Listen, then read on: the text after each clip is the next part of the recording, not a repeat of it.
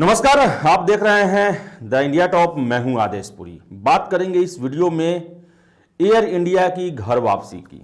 आपको बताएं कि टाटा समूह के द्वारा एयर इंडिया की शुरुआत की गई 1946 में और 1953 में इसका राष्ट्रीयकरण कर दिया गया और इसके बाद सरकार ने इसे अपने हाथों में ले लिया। लेकिन धीरे धीरे करते करते अभी ये कुछ समय पहले देखें, आज से 10 साल 15 साल पहले तो एयर इंडिया लगातार घाटे में चल रही थी और घाटा इतना बढ़ गया कि अंत में इसको प्राइवेटाइज करने का फैसला लिया गया। 60,000 करोड़ का घाटा जो है वो एयर इंडिया के साथ जुड़ा हुआ है और हर एक साल इसमें वृद्धि होते जा रही है। हालांकि यूपीए गवर्नमेंट के द्वारा 30,000 करोड़ रुपए की राशि दी गई ताकि एयर इंडिया फिर से अपनी उड़ान अपने पंखों पर कर सके, ऐसा नहीं हुआ और जो नुकसान जो है वो बढ़ते ही गया। आपको हम सबसे पहले बताते हैं कि जो ये खबरें चल रही हैं इसमें टाटा और स्पाइस जेट दो कंपनियों ने इसमें बोली लगाया और सबसे अधिक टाटा की बोली है। अनुमान लगाया जा रहा है और एक तरह से ये निश्चित भी हो गया है कि टाटा फिर से एयर इंडिया को अपने हवाले कर लेगी। आपको बताया चले कि अमित शाह की अध्यक्षता में एक मंत्रियों की समूह बनाई गई है, GOM ग्रुप ऑफ मिनिस्टर्स, जो एयर इंडिया को बेचने का पूरा काम जो है देखेगी। हालांकि अधिकारी कभी इसकी पुष्टि नहीं हुई है कि टाटा के हाथों बेच दिया गया, लेकिन आपको बताएं कि पूरी तरह से अब एक तरह से स्पष्ट हो चुका है कि अब टाटा ही इसे अपने हाथों में रखेगी। सबसे पहले हम चर्चा करते हैं कि आखिर टाटा को कहा जाता है भारत में विमान लाने वाला, विमान सेवा शुरू करने वाला, विमान कंपनी बनाने वाला संस्था के रूप में जाना जाता है। और इसमें सबसे ज़्यादा दिलचस्पी लिए JRD टाटा, जो कि जमशेदजी टाटा जो टाटा समूह के संस्थापक थे, उनके चचेरे भाई के लड़के थे। और आपको बताते चले कि वो देश के पहले लाइसेंस प्राप्त करने वाले थे पायलट का। और इसके साथ ही साथ आपको हम बता दें आपको कि एक कंपटीशन हुआ था लंदन टाइम्स में। आगा खान ने जो है उन्होंने एक कंपटीशन का आयोजन किया था कि कोई भी व्यक्ति इंग्लैंड से भारत या भारत से इंग्लैंड अकेले विमान उड़ाकर ले जाएगा, उसे $500 का इनाम दिया जाएगा। लंदन टाइम्स में ये ऐड जो है 29 नवंबर 1929 को जारी किया गया था। इसमें JRD टाटा ने भाग लिया लेकिन वो जीत नहीं पाए। उनको हरा दिया एसपी इंजीनियर, जो कि उस समय के एक पायलट थे और बाद में जाकर वायुसेना अध्यक्ष भी भारत के बने वो। इसके साथ ही साथ आपको बता दें कि JRD टाटा जो है उनकी इतनी दिलचस्पी थी कि 15 अक्टूबर 1932 को उन्होंने कराची से अहमदाबाद से फिर बम्बई हवाई डाक सेवा की शुरुआत की और वो खुद वो प्लेन जो है उड़ा कर लाए थे। जब 1932 में टाटा ने विमान कंपनी की स्थापना की तो उनके पास मात्र 2 विमान, 3 पायलट और 3 मैकेनिक हुआ करते थे। द्वितीय विश्व युद्ध के बाद ये प्राइवेट लिमिटेड कंपनी बन गई। 21 फरवरी 1960 को फर्स्ट बोइंग विमान, जिसका नाम गौरीशंकर रखा गया, उसकी शुरुआत हुई थी।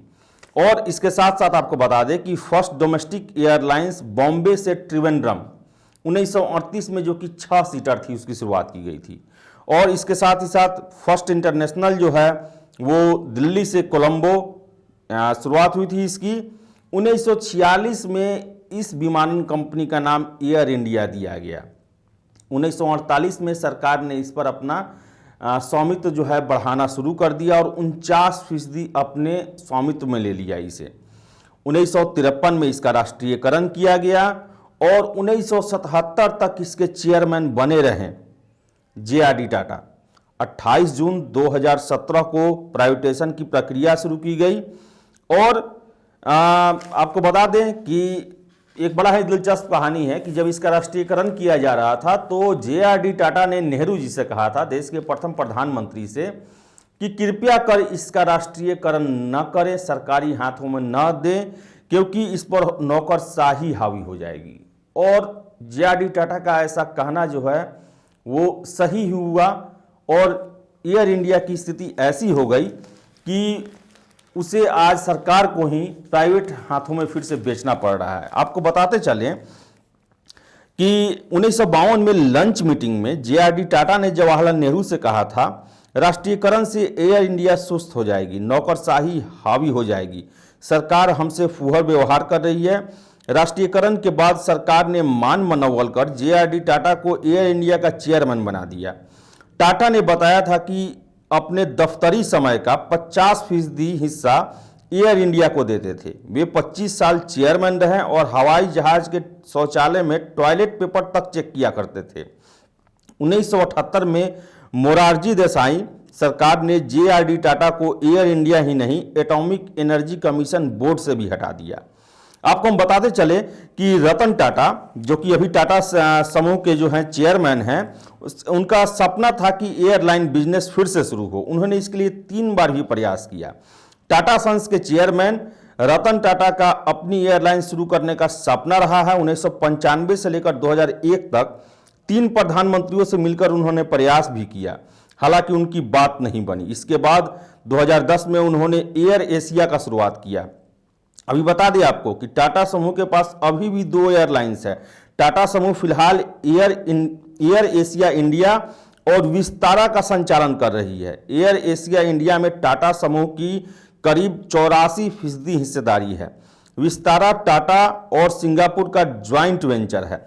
इसके साथ ही साथ आपको बता दें कि जो एयर इंडिया जो थी, 31 देशों के 45 शहरों के 58 शहरों में एक एयर इंडिया की उड़ानें होती हैं। 121 छोटे बड़े विमान हैं इस विमान कंपनी के पास। और आपको हम बता दें कि आखिर क्यों जो है एयर इंडिया घाटे में चलने लगी। इसकी सबसे बड़ी शुरुआत होती है 1993 में, जब सरकार ने निजी विमानन कंपनियों को बढ़ावा देना शुरू किया और धीरे धीरे निजी विमानन कंपनियां इतनी हावी हो गई कि जो रूट हुआ करता है, जैसे मान लीजिए पटना से दिल्ली, एयर इंडिया के फ्लाइट का समय सुबह 8 बजे होता है या शाम को। सबसे ज़्यादा भीड़ इसी समय होता है कि पैसेंजर जो है सुबह में ही जाना चाहते हैं या शाम को जाना चाहते हैं। ऐसा ही वाइस वर्सा दिल्ली से पटना और पटना से दिल्ली होता है। इसमें क्या किया गया, बड़े बड़े अधिकारियों को अपने साथ करके, मंत्रियों को प्राइवेट कंपनियों द्वारा अपने साथ करके वो टाइम स्लॉट को बदल दिया गया। जैसे कि अब पटना से अगर इंडिया की 2 फ्लाइट दिल्ली से पटना और पटना से दिल्ली जाती है, तो उनके टाइमों को सुबह और शाम को हटाकर बीच दोपहर में कर दिया गया, या देर रात कर दिया गया, या फिर से बहुत अर्ली मॉर्निंग कर दिया गया, 5 बजे सुबह, 6 बजे सुबह। ऐसे में जो एयर इंडिया के पैसेंजर थे वो समय सही नहीं होने के कारण उनको जो है प्राइवेट सेवा लेनी पड़ती थी। जैसे अब मेन समय जो हो गया उसमें प्राइवेट कंपनियां अपना कर ली। फिर से जानबूझकर एयर इंडिया को ऐसे रूट पर ज़्यादा लगाया गया जहां पर पैसेंजर कम है, जहां टाइमिंग के साथ खिलवाड़ किया गया, रूट के साथ खिलवाड़ किया गया और मेन रूटों को प्राइवेट कंपनियों को ज़्यादा बढ़ावा दिया गया। और ये कारण रहा कि एयर इंडिया के जो विमान में यात्रियों की संख्या कम होते गई। सुदूर इलाकों में होने के कारण टाइमिंग, कभी कभी खराब मौसम के कारण विमान को रद्द करना पड़ता था, पैसेंजर न होने के कारण विमान को रद्द करना पड़ता था, जिसके कारण एयर इंडिया की एक छवि ऐसी बनती चली गई कि ये सरकारी ही विमानन सेवा है, सुस्त है। और आपको बताएं कि ऐसा नहीं है कि प्राइवेट कंपनियां भी बहुत ज़्यादा इसमें आगे बढ़ी। आपको बता दें कि 8,000 करोड़ के नुकसान के कारण 2012 में किंगफिशर को बंद होना पड़ा और 2019 में 3,000 करोड़ के नुकसान के कारण जेट एयरवेज को भी बंद होना पड़ा। तो 60,000 करोड़ का ये कर्ज है इस पर, एयर इंडिया पर। और ऐसे में सबसे बड़ा प्रश्न उठता है कि टाटा समूह क्या इस कर्ज को चुकाएगी। आपको बताएं कि 1/3 हिस्सा भारत सरकार के द्वारा माफ कर दिया गया है, लेकिन तब भी 35,000 करोड़ के आसपास टाटा को ये चुकाना होगा। हालांकि अभी इस पर पूरा फैसला नहीं हुआ है, लेकिन टाटा जो है अपने पुराने, जो उनके ऐतिहासिक, जो उनके पूर्वजों के द्वारा किया गया कार्य था, जिसको उन्होंने पहली बार भारत में इंट्रोड्यूस किया, विमानन सेवा को सबसे बड़ी विमानन सेवा बनाया, उसके बर्बाद होने की स्थिति में फिर से उसको अपने हाथ में लिया है और इसे फिर से एक नई उड़ान देने की कोशिश की जाएगी।